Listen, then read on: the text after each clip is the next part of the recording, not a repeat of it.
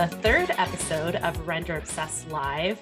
Today, we are focusing on how marketing and recruiting team members or HR team members can collaborate to attract and retain talent in our industry.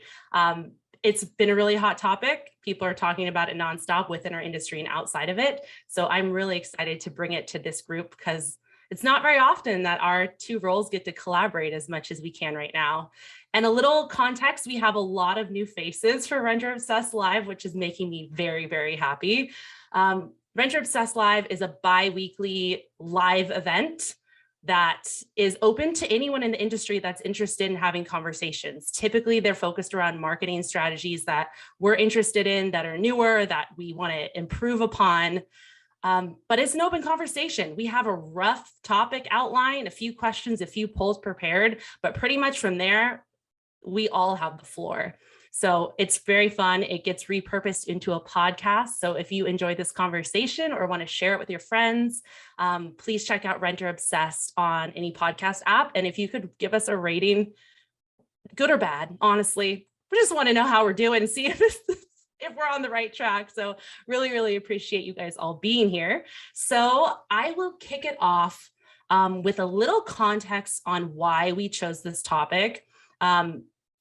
It's pretty obvious, the fact that this is what people are talking about a lot, but we also just, as an organization, surveyed over 700 people in the multifamily industry about career development and some of the disconnects between corporate roles and on-site roles. And we got a lot of really interesting insights on friction points where people have different opinions or where we might, what we might not know about each other. Some stats that I just want to rattle off before we dive into the questions are that 83% of the people that we surveyed were on-site employees. So I think that's really interesting for this group.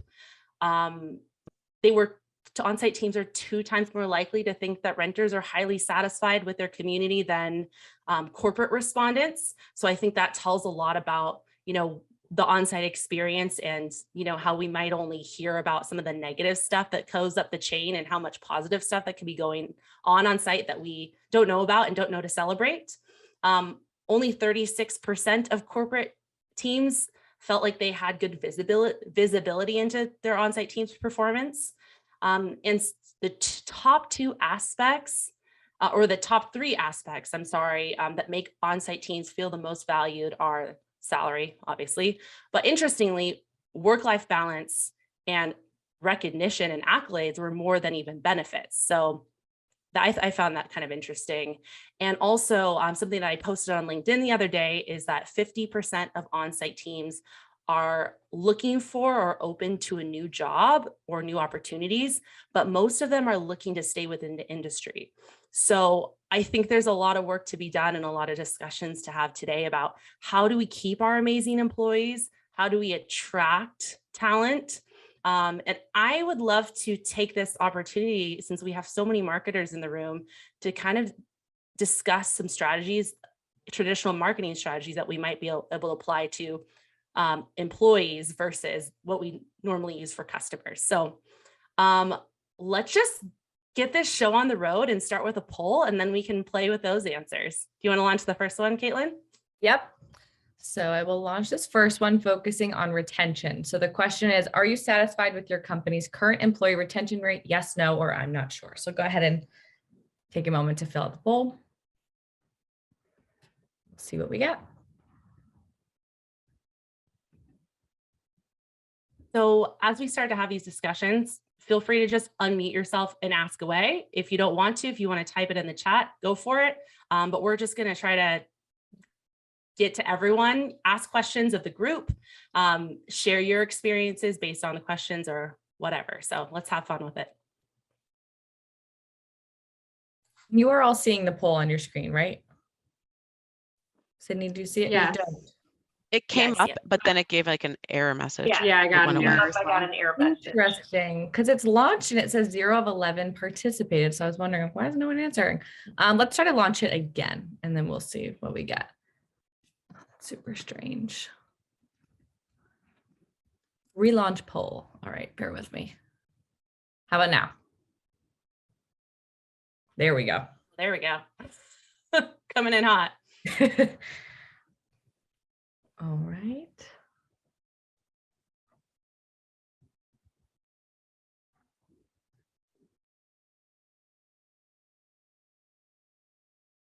Cool. So do you want to go over the answers? Yep.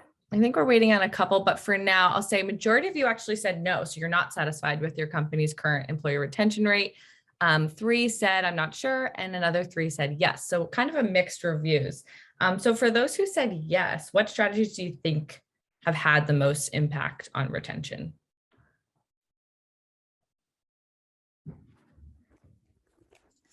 Okay, Don't all speak up at so once. I was one of the people that said yes, and then the second I answered, I thought back to my on-site teams. So the very first reason why I say yes is because more of my corporate side. But then as I think about the first level, like marketing associates, you know, obviously there could be some work on keeping retention there. But as far as in 2020, morale was super low for everybody. And so my company, Capri, then it wasn't me personally, it was actually at one of our VPs came up with Capri Week.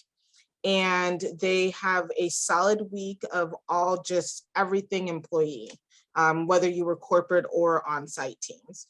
And they did stuff from, we have a meditation timeframe. We had free breakfast, free lunch.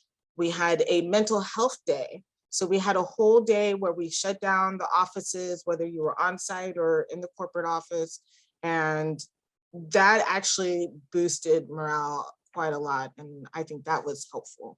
Now, like I said, as far as the on-site teams and marketing associates and that entry level, just having that competitive pay is our hardest thing that we are having going on right now. Because even White Castles or McDonald's is paying $18, $20 an hour now. So why should they work for us when they can go to McDonald's for $18 an hour? So at least they wouldn't smell greasy. that's the saving grace. I had a few right? jobs where I smelled like mustard going home for sure. Yes. But Yeah, hey, that's really for that pay. Some That's true. insight into that. I started in agency recruiting, which is really, really challenging for sure. I started with more like entry level, like skilled labor, manufacturing, that kind of thing.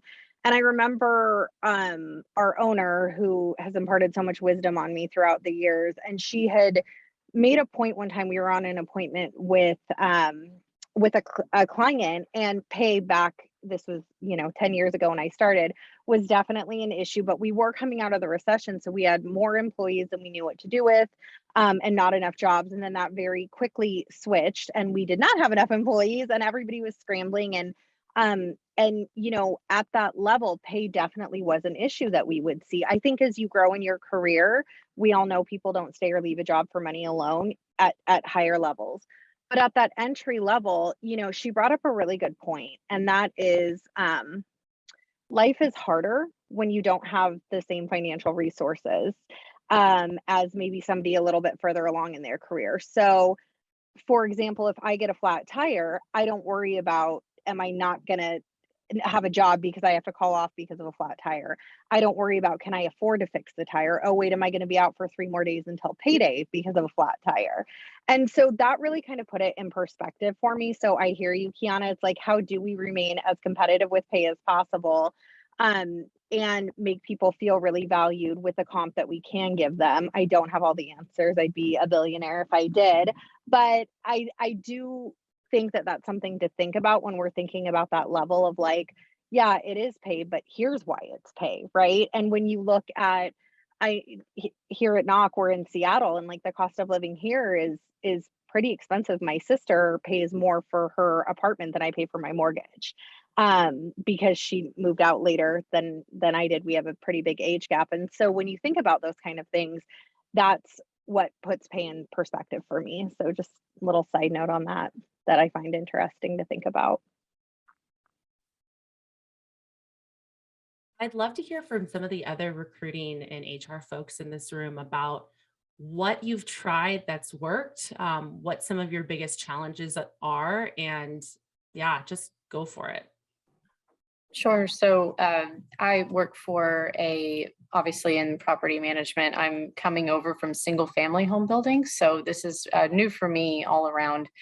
Most of the people that I hired prior were in the potential to make six figures because it was very heavy commission based salespeople, new home sales counselors. So coming into a role like this, similar to what I think it was Tabitha saying, even thinking about the chunk of benefits that comes out of someone's paycheck, it works for me and my family, thankfully, but thinking about how benefits impacts the salary rates that we're offering hourly employees, a leasing consultant making X number of dollars an hour, and how if I'm feeling like, oh, maybe benefits, that's a huge chunk, and we all, think about it like that, it's hard as well to imagine someone in again, a different stage in their career, a different stage in their lives. And so the pay thing is a huge part of something our company is looking at as far as recruiting goes. Salary transparency is always a difficult thing to navigate. Again, not knowing really what the right answer is for that, but being as honest as we can with applicants, because we don't want to waste people's time. And at the end of the day, we know that we want people to be okay. It doesn't help to bait and switch someone, get them on board, and then it not be what we sold it to them as. And so pay is definitely a hot button, but finding ways to reinvest in them after they join us. So providing those opportunities for growth, really focusing right now on training and onboarding, setting people up for success, finding ways to give back to them in ways that aren't just like lumping the community. It's not just community results, it's the maintenance people have a separate bonus that's tied separate from leasing. So just different opportunities to recognize the efforts of everybody, because an example similar to the McDonald's example is that Costco, like other places for employees who may be in the maintenance field, why would they work for us doing some less the glamorous, but also very critical work if they can be working somewhere inside getting with AC, getting paid the same, if not more. So I think it's on everybody's mind, but at the end of the day, creating a good culture, finding ways to reinvest back into the employees and providing those paths for growth so that they feel like it's worthwhile no matter what step of, I guess, career level they join us at, because we want to invest in them and see them grow with us. If I could chime in, I'm the director of leasing and marketing at my company. And before this year, I wasn't involved in the hiring process. I jumped in once they were hired, and we made that switch. And first, I love being involved in that process. And I find that the whole onboarding training process goes so much better because the relationship started before they even joined the company. But my big approach has been focusing on who's there. It's not just, does this person have the experience or talent for leasing that we have, but looking for people who can fit within that position for a year and a half, 2 years. And so I'd rather take a gamble on someone who has no experience in the industry and bet on our ability to train them and bring them up. And then that gives them a bigger runway. So we could discuss if the pay is not good, but there's also a lot of people in the workforce who are making less money. Go to a retail store and you could kind of scout out people who have what they're like, and that they're making less, and property management's a great industry. So, hey, why don't you come over and see what it's like? And so if you have somebody who I think of it like college sports recruiting, where there's no money involved, or there's not supposed to be money involved. And a player chooses to come to a school based on, one, their brand, and two, what has the best chance of becoming a professional athlete. And so if management companies think of their recruiting that way, that, hey, what are we doing for our employees? What is our brand? And then what are we doing to help people further their careers? So then now you've become an attractive place to put on your resume. And if you are hiring with people who have a longer runway at leasing, you're now creating a talent pool for your assistant managers and then your future property managers. And then everything grows from the bottom up. And then you're less worried about bringing in outside people who you don't know how they're going to perform. You don't know how they're going to adjust, and you don't know how quickly they're going to ask for a raise and complain that they're not making enough because, you know, they've been leasing for 3 years at a different properties, and they're kind of burnt out, and for whatever reason they haven't excelled to the next position, and now they want to make more, but they're not in a position to be promoted, and that's where you create this tension and turnover. Yeah, I agree with everything everybody's saying. A big thing I do is I let the candidates know, like, you have to be vocal about what you want. You know, when the performance reviews come up, you got to let people know, you know, we're not mind readers. So if you want to become a assistant property manager, if you want to become a maintenance supervisor, you definitely have to be vocal and let it be known that's what you want, because it's a tough market right now. You know, people, you know, maintenance guys, they'll leave for 50 cents, 75 cents. So it's definitely, you got to incentivize them with the career path, and it's really important to paint that path for them. I Yeah, think just to- career. Oh, Go ahead. yeah, Sydney, I was gonna say, just to piggyback on Devin, we worked together in a past life, and I've made the change from being in, you know, working with a management company to working for a vendor. I'm clearly with Knock. But I will say the challenge is sometimes too is even when you can pay a lot of money, because you've got, you know, Class A developing companies versus fee managers who are tied to owner budgets. The things that every company can do are what so many of you have talked about. And it's actually the reason why I came to Knock. And it's focusing on someone's career path, giving them a why, because we all know we have to work, we all have to pay bills. So it's more what's in it for me in the long term, like what's going to incentivize me to stay and be a part of something, whether that be a family, a community, people, especially now with all this work from home, like how do you stay connected, or how am I building my resume, my skill set, etc. Courtney, I agree. So happy to have you here, by the way. And I think that's something that we take for granted. Frequently you see job descriptions, right? And they're like, we need this, you must have this, you must have this. Guess what? That person can go wherever they want. They don't really care what we need. They care what they need. And so I think that the best recruiters and the best companies know that it's all about the candidate, and everything has to be really candidate centric. And I think we miss that. So I know personally, when I try and write job descriptions, I try to make it sexy for the candidate. Because I can screen out if they're a fit for us or not. Like, that's my job. And so if we have a conversation and it's not a fit, it's not a fit. But how do I cast the widest net possible to attract the best talent? It is by making it candidate centric. So a good example of that is when we write a posting talking about why the team is great. If it's a higher level position that does report directly to the C-suite, put that in there. If you know, I'll ask the managers, my hiring managers, why people want to work for them, because that's motivation for someone. I know personally, my boss, we were just talking about this, allows a lot of flexibility in schedule, and that's really important to me. So I know when people want to join my team, if flexibility is important to them, that's a great way to attract them. For other people, it's growth and development. Can they learn from a leader who's got 20 years of industry experience? And those are the type of words we need to be using when attracting candidates. And Sydney, I think we're going to touch on this later based on what you said earlier, but it's using a marketing mindset, right? Like, how do we use the same tactics on our customers that we would use on candidates? And that webinar I listened to earlier, they actually talked about that, how companies work really hard to take business away from their competitors, to take their competitors down, to stay on top of what their competitors are doing. But we're not always doing that same thing with our candidates. We're not treating winning a candidate like we are winning a client. And I think it's really important, because when you ask somebody, almost anybody in any business, what their biggest challenge is across the board, it's hiring and keeping good people almost always. And if you want a profitable business, you have to have good people. And if you want your business to fail, hire the wrong ones. And so it's so mission critical to the success of a business. And I think we don't always think of it that way.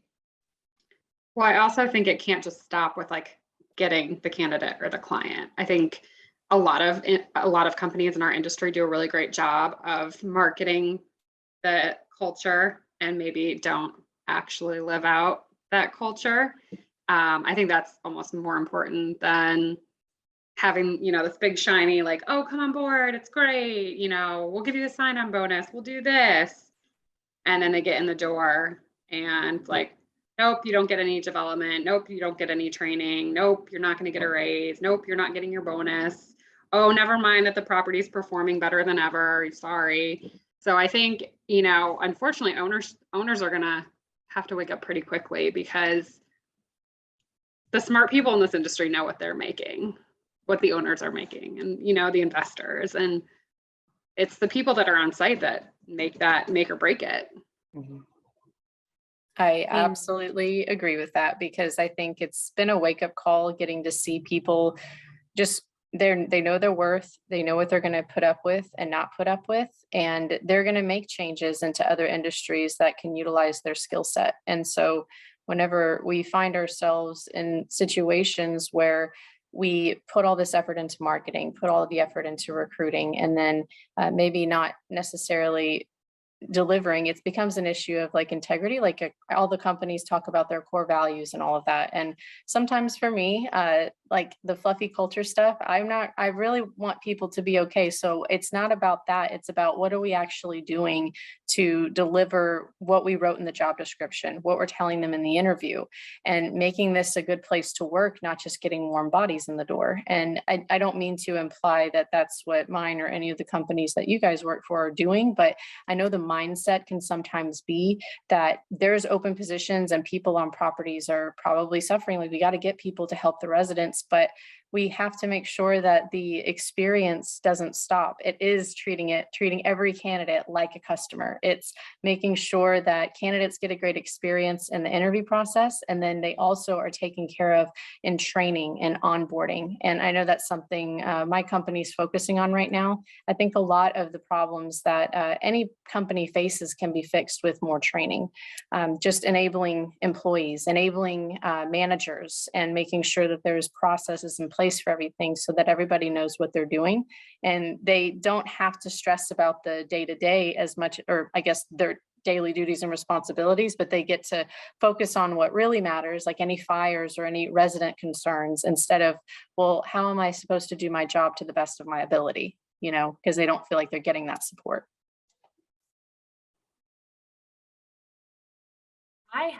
Yes, Jania. Hi, everyone. I have a question about hiring here.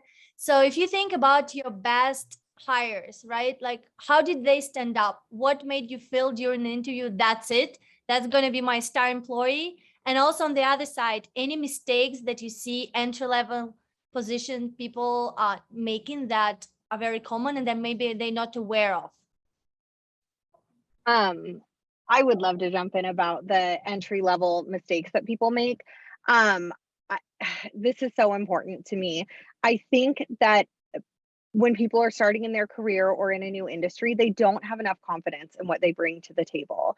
And it's like, and I tell everybody this, don't let somebody else screen, or don't screen yourself out. Let somebody else do that for you. Like, at the end of the day, go in there knowing what you can do, and don't be worried if you don't meet every requirement. Who cares? Apply. If you get a rejection, you're not in a worse place than you are now. Like, but you're certainly not going to get it if you don't apply. And so I think really being able to communicate the skills you do have, even if you are out of industry. So I think a good thing to do is, one, I think everybody should practice interview with anyone, and it may feel silly and it may sound silly, but it gets you in practice of responding to questions and thinking through those. And then also be able to relate your skills, because I think Moshe, if I'm saying his name right, sorry if I am not, had mentioned earlier that he'll take people from out of industry. I highly recommend that. There's been so many places that I've seen have a lot of success going out of industry because they've got the skill set that translate. Like he said, retail, right? You have to be nice. Sometimes you're commission based. Now, if you can go and do that and work Monday through Friday, or even be off by 6 p.m. on a Saturday instead of having to work 9 and Black Friday and all those other things, those are really, really talented people. And so really understanding how your skill set translates, both the hard skills and the soft skills, I think that's a really big mistake that people make. They're like, I know I can't do it. I know I haven't done this. And it's like, but you have, you just haven't done it here. So having a lot of confidence in your interview skills and your abilities, I think is really important in when you're making a transition or starting out your career. So one of the things that I do when this was from a different department before I made it into the marketing department, is actually sitting down and having more conversations with the possible employee, and just giving them a real life scenario of what could occur in the position, especially if they've never done leasing before. And then actually just getting to know them a bit, because a lot of times you'll find out more of how their work ethics, their style of living translates to that position. So when you're going to have those questions, or give me an example of when you've had a difficult customer. But really and truly what I want to hear is if you can tell me a time that you've had some sort of struggle that you overcame. It doesn't necessarily have to be with an actual upset customer or resident, whichever, but just showing how having that conversation with them, you get to know them a little bit better, and then you also get to they get to understand what the role is going to be like for them. So it's not so overwhelming when they first arrive.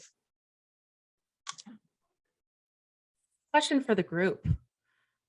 What is some feedback that you've heard from your on-site teams that surprised you, that you didn't realize was as important as it is, or that made you change the way your retention strategies?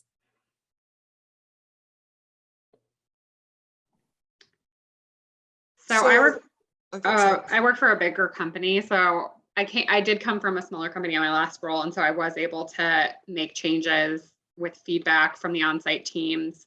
I don't have that autonomy as much anymore, but I think the entire industry in general, there's just a lot being thrown on the on-site teams. There's 20 different softwares that they have to use. There's oh, let's roll this program out, let's roll that program out. Programs don't all talk together. Some of them are difficult to use. I was actually on site today, and we had a new acquisition that we just took over, and the on-site team couldn't even change the date of a person's lease, and it was charging them month-to-month fees because in the system it looked like they were on month-to-month. They weren't. And I think we as an industry do a really crap job of leveraging technology to help our on-site team. And so I think that, and just, they're constantly being bombarded with residents. So, my toilet's leaking. There's just a lot that's on them right now. And I think it's going to need to change sooner rather than later, because I just don't think it's sustainable. Nicole, I think you make a great point, and happy to hear you spend time on site. I think that's another problem, is a lot of regionals or corporate folks don't spend time on site, and there's a very big disconnect where they think one way and in reality it's very different. And so when you have a perspective of what it's like on site and you are taking action and making decisions based on that, and the on-site team feels a very big disconnect, that creates tension. I do think it's important so I'm a regional, but I do think it's important for corporate employees, whether they're regional or VPs or other support staff, to check in and ask how things are going. I make a habit of, like, if I have to give something to my managers, before I say, like, oh, I need you to do this by this date, hey, we need to tackle this, what are you working on currently? What's going on at the property? Can you handle this? Do you need me to help with it? And I think that right now, more than ever before, our on-site teams are just getting burnt out and frustrated and feeling all the feels.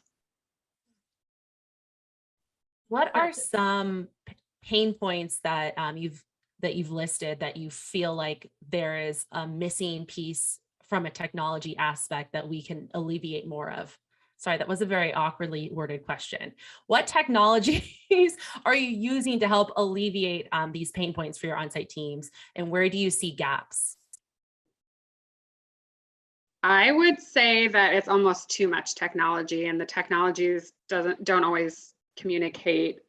We use Knock. I used Knock at my last company. Love Knock. It's very simple, very user friendly. It's easy for on-site teams to pick up.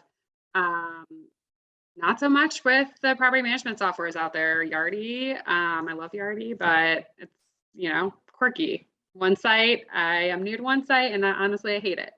And then you have all like the insurance and, you know, reporting and this and that and the other, and it all doesn't talk cohesively, which I think is the biggest problem. I was going to say it's having all of the different dashboards, all of the passwords, all the website links. Each one does something different. You can have somebody for management and then somebody for surveys. You could have, there's just so much that they need to know off the top of their head that they didn't really have, you know, in the past. They may have done it themselves, not necessarily with all the technology. So even though we're getting all this technology to help us, they're actually hindering the teams, because now they're sitting more at the computer instead of doing more of their job and their skill set. You know, most people are social type of people, and now we're sitting in front of computers for everything that we're doing instead of being able to communicate. Yeah, and I have a question. I'm sorry, go for it, Nicole. I was just going to say, I think, you know, with one of my property managers, he's like, he gets so connected to the computer. Like, I have to remind him, like, go out on the property. I don't want to date myself too much, but I've been doing this for a while. And I remember, you know, paper leases when I first started, paper guest cards. And, you know, as technology started evolving in the industry, it was exciting. Honestly, today, if you ask me if I had to choose between like taking over a site with like all paper or, you know, like every known technology to man, I would pick the paper. This is easier. Meg? Yeah, so going off of what Kiana was talking about, so in a previous role, I managed our marketing interns, and it was a quarterly program. So we were onboarding interns pretty frequently, and we had many different tools that our team was using. And from the management side, one of the toughest things was having to go through that training, you know, multiple times a year. And you're not just training a team once and then helping them manage it, but starting with people who'd never worked with it before. And so if it had been just a few tools, it might have been a little bit more manageable. But yeah, as that number of tools grew, it was really tough for our side too, let alone our interns who are, you know, trying to learn this while working in one of their first professional jobs. What can the partner side, like the vendor side of the industry, do better to alleviate some of this, you know, the learning process, the training process, the onboarding process with all these technologies? Like, obviously, there are technologies out there that people use every day, like Facebook, Instagram, TikTok, and those are just fine. You can hop on and do those, no problem. So like, what can we do as the support side of the industry for you all to make it easier for your teams to not feel so bogged down by tech? I think in general, not every single vendor out there, but in general, what I've seen from rolling out various technologies of various companies is you have sales and they do a great job selling this technology that's going to make everyone's life easier. Everyone's going to love it. It's going to be great. And the implementation team is going to take care of everything. You're not going to have to do anything. It never happens that way. There's always a problem. There's always, you know, there's certain people that like I have people that have taken webinar trainings and don't retain anything because, and I prefer to learn in person or hands-on, so I understand. But I think in general, just assuming that everyone can like take one webinar and know how to use the software is not realistic. So implementation and like onboarding a team or a property is so important. Yeah, I was just gonna piggyback on what she's saying, because yeah, webinars are helpful.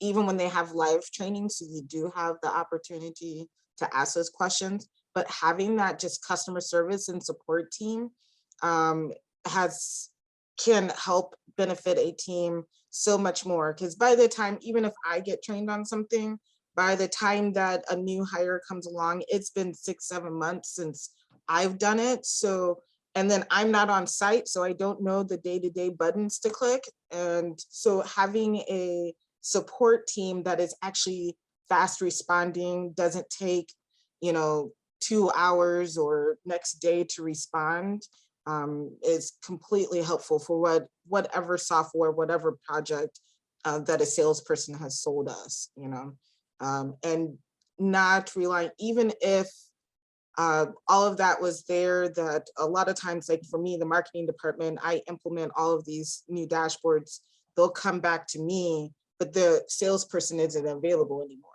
Like I don't have anybody to go to. We're just stuck with this technology without having that support. And that's needed. With the current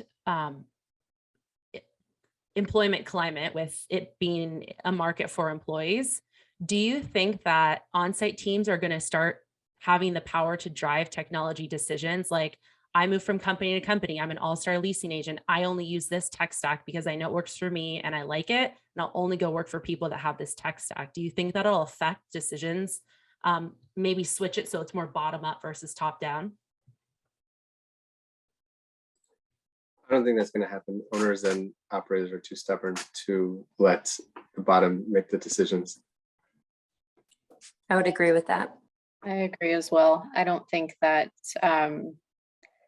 especially if everybody has so many systems in place already, can you imagine having to, overhaul? And I don't know. I think that at this point, it really is going to stay with leadership, and it's just up to leadership to listen to what people are saying, listen to the pain points that they do have, listen to where they may not realize, like, yes, it's systems, technology is making everything better, but we have to have the training. And I think someone mentioned in the chat, like, it's very time consuming. It takes a lot to dedicate, like maybe like 3 days even to go through like an initial onboarding. I don't know how some of y'all's companies do it, but we're trying to really create a better way right now with a little bit more hands-on spending times in the systems. And even if it has to be virtual with COVID and things like that, like, that's really what we can do, is just kind of invest again in the people once we bring them on, and not just give them a webinar. We got to actually get that FaceTime in,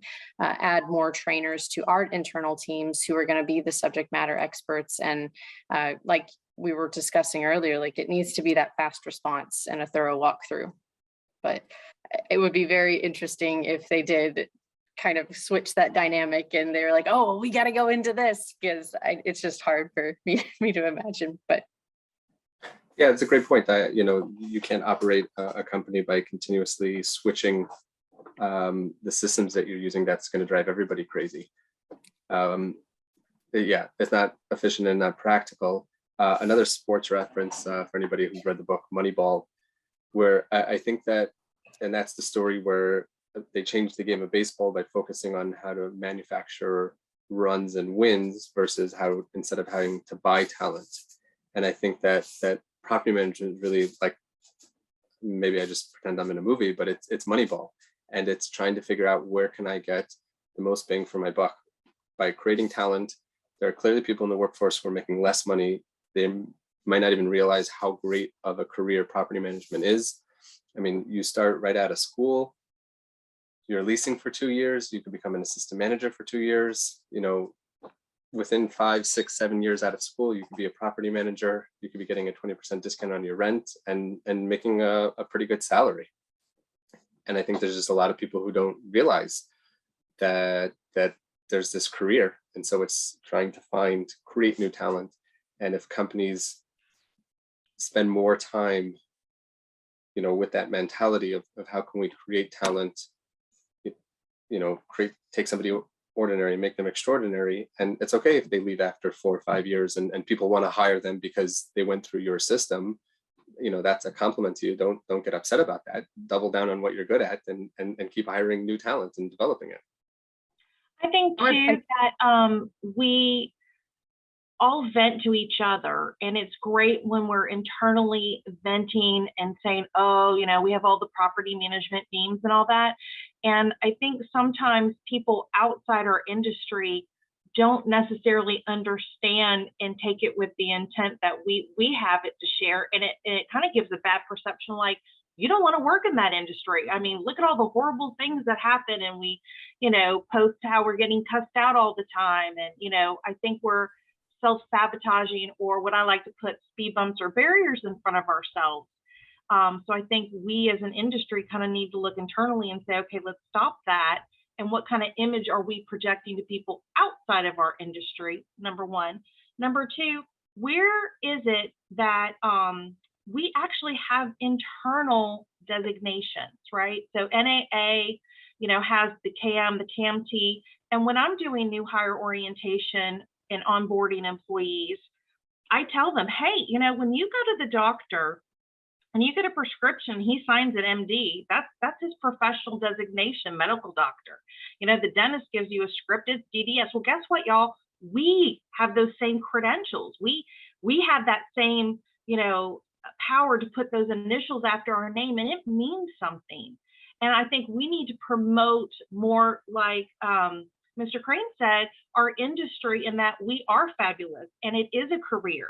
And I don't by any means think that we're, you know, right up there with a doctor, but and I'm sure his credentials are a little bit harder to achieve than ours, but it's still the same thing. It means that high esteem in our industry. And I think we just need to be promoting more that we are educated and smart and highly credentialed for what we do, and stop putting on social media all the angst that we have, because I think we're discouraging people from wanting to join our industry instead of encouraging them.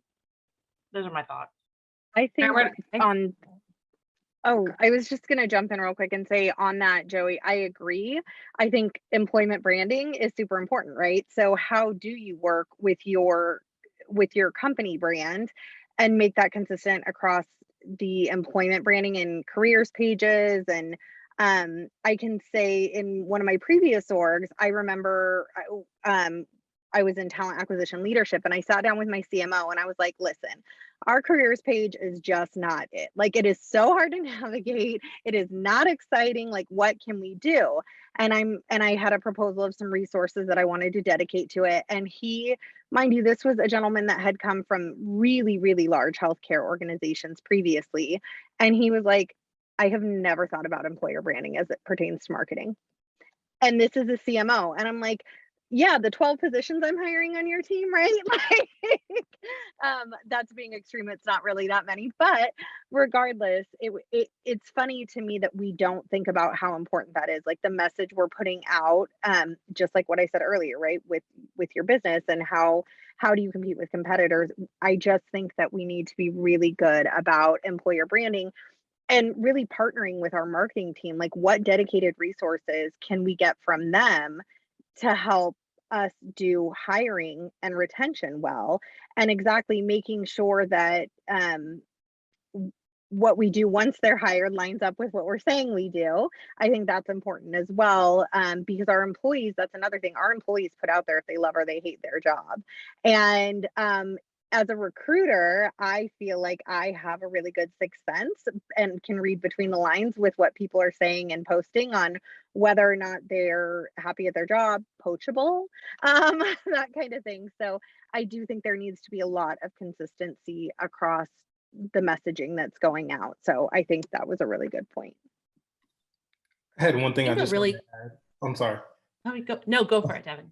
It's just a quick point. It goes back to the on-site team buying in, though, and being patient with the new hires, because I mean, I can speak for myself. Some managers are so impatient. If somebody makes one mistake, they're ready to get them out of there. So it's like, it's a handful of things. It goes back to training, goes back to career path. It's just, we're making a big investment on these people. We just have to, work out the kinks. People are going to make mistakes, and they might not have everything on the job description, but we got to just make it a point to, retain these people as much as we can. That's all I want to say. And on that point, Devin. The whole issue is that we can't just give up on people, because if we took them through an interview process and there were these red flags, we should have caught that. And I think that comes into, I know that there may be stressors on the job and you feel like we have to, we have no time for this. But at the end of the day, it's going to take a lot more time and a lot more stress if we lose that person and we don't focus on preventing the turnover. And I know from a recruiting perspective, we can all see that we would not like to hear that someone was ready to just throw a requisition up because they didn't like how someone's first month was going. That needs to fall back to a manager to be accountable for the success of their employee, to find ways to spend time with them and train them up. And I just think that training and taking time it's just setting the stage for them. They'll help you as much as you're willing to help them. And I say that like just as far as it being a team effort, especially on properties that may be short-staffed. We can't have that mentality. Like you can't honestly tell us that having just one person on site and getting rid of someone you have on there is going to be the real answer here, because it's not. So I agree with that. And to both of your points, I can say that as a learning and development partner with a management company that actually just recently dissolved, Steadfast Management, one of the best projects I ever worked on was developing a 3-course program with our HR recruiter and HR department for recruiting, retaining employees.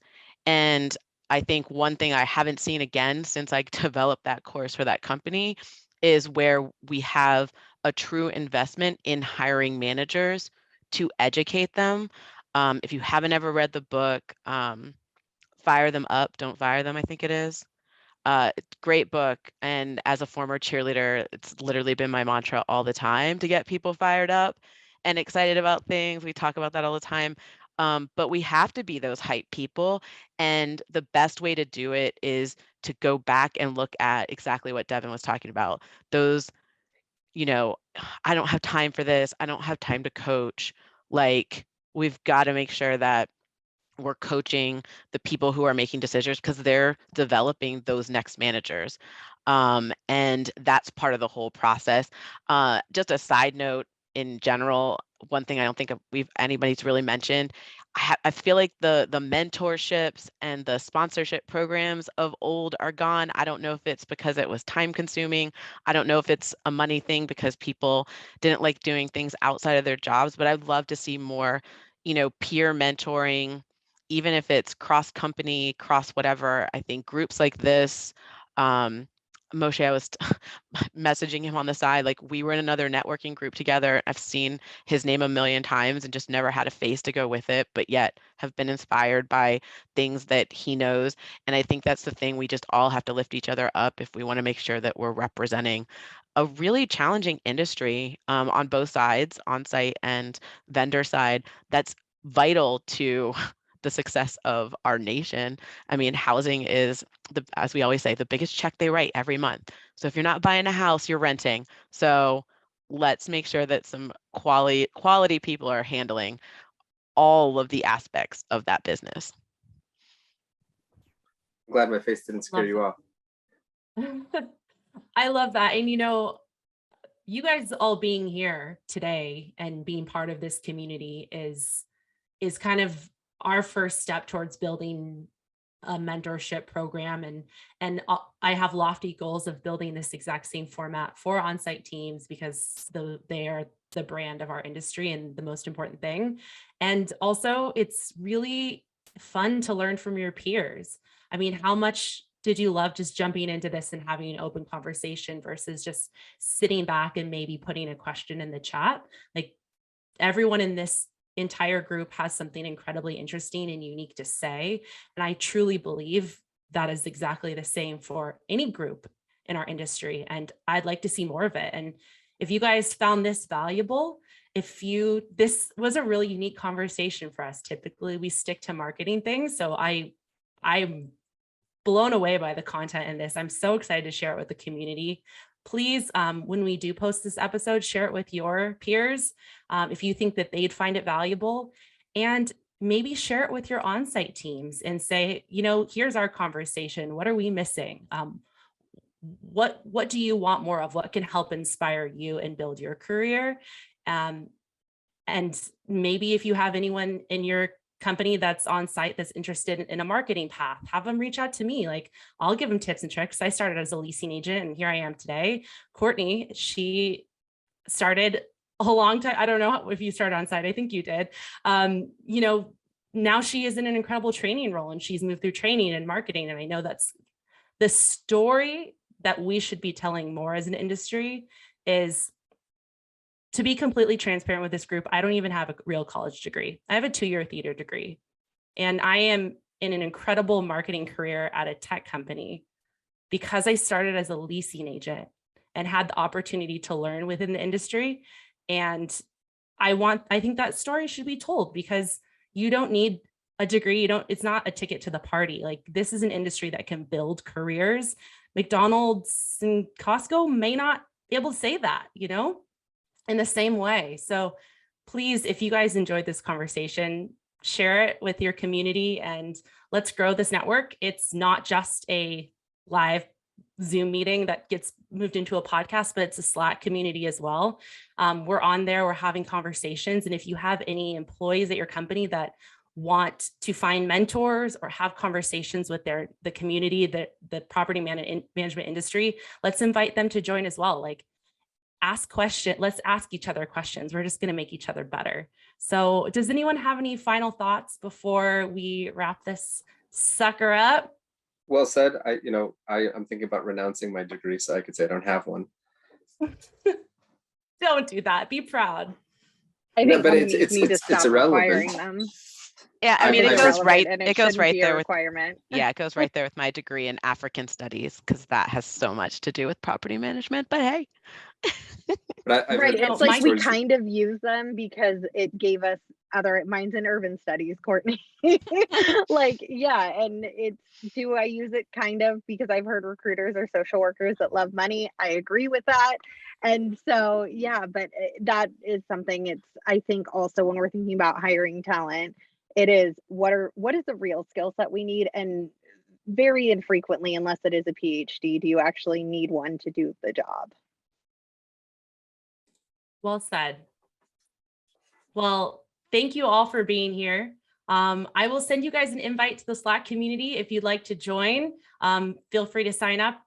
It's pretty quiet in there because we're small so far, but I think we're going to grow. And please feel free to invite this. Render Obsessed is not just for multifamily marketers. If you have anyone that's interested in the topics that we're discussing, and we'll make sure we're very vocal about what topics we're discussing, and we're also here to take recommendations as well. Please join again. Please invite your friends and your colleagues and your team members that you want to help grow into their career. We'd love to discuss exciting things with them. And also, please rate us on the podcast app so people know who we are and spread the word. Thank you so much. And it's so wonderful to see all the new faces and to see some of the familiar faces again. Have a wonderful rest of your week.